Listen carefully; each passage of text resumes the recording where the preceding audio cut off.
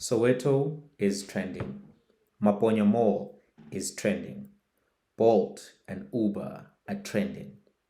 Why are they trending? Because there's been an attack which happened last night at the time of this recording on two cars at the Maponya Mall. And that attack was particularly violent and they were breaking the car windows. A lot of things were happening.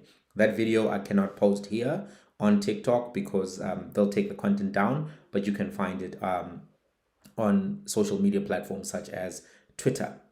Now, the issues which are driving this particular protest are twofold. Number one, or this particular attack. Number one is economic competition. There's economic competition between people in the taxi industry and people who are in the ride hailing industry, which looks at apps such as Uber and Bolt. And in some communities, such as townships, those local trips, people who are coming from a night out are now using Uber and Bolt and not necessarily the local option. And that is creating some tensions there.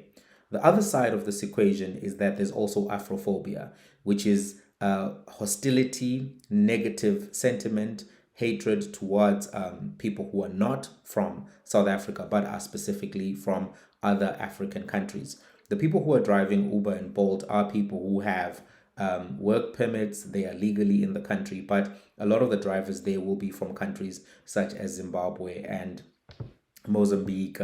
You'll sometimes find people from Cameroon, DRC, even Ethiopia driving those particular cars. And there's sometimes hostility to them because there's a perception that they are taking South African jobs and taking away those opportunities from South Africans. But all of them are legally within the country and they are all vetted for having criminal records, etc. But there's Afrophobia, which is on the rise in South Africa, and we've seen it manifest itself through various organizations, Operation Dudula being one of them, and other political parties do lean into this ultra nationalist approach, which seeks to demonize people who are from other African countries. They don't necessarily do that for people from Germany, people from the United Kingdom, but particularly the attacks are directed at African foreign nationals. So that's what has been happening. And the outcomes of these kind of attacks are twofold.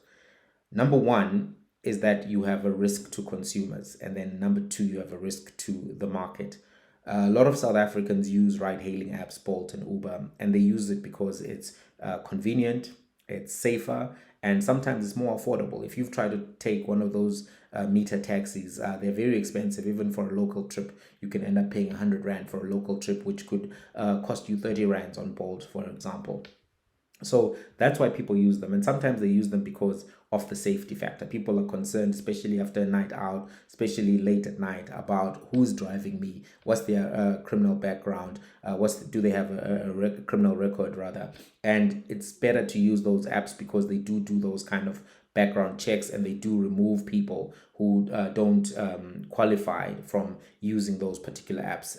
So those are the tensions, and there's a risk now to the consumers if those apps can no longer operate in certain neighborhoods, if those apps can no longer transport people in certain neighborhoods, because what it basically means is that those safety benefits, those cost benefits are no longer there. So that's the risk that exists to consumers. And the other side is the risk to the economy. The rand is falling. There are geopolitical tensions which are influencing this, but there are also market indicators that people are very worried about, which are influencing this.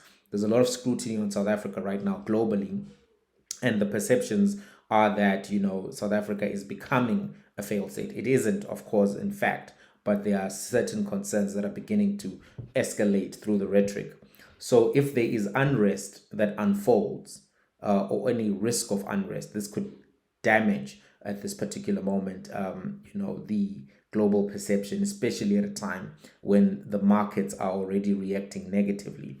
So unrest is something that everyone should be worried about. Hopefully this doesn't become that, and hopefully it was an isolated attack, and hopefully we don't enter into another season of Afrophobia, just because the tensions are so high and the economic conditions are so fragile. That kind of a thing can then spiral out of control. But that's what's happening. That's why Soweto is trending today, because of this particular discussion.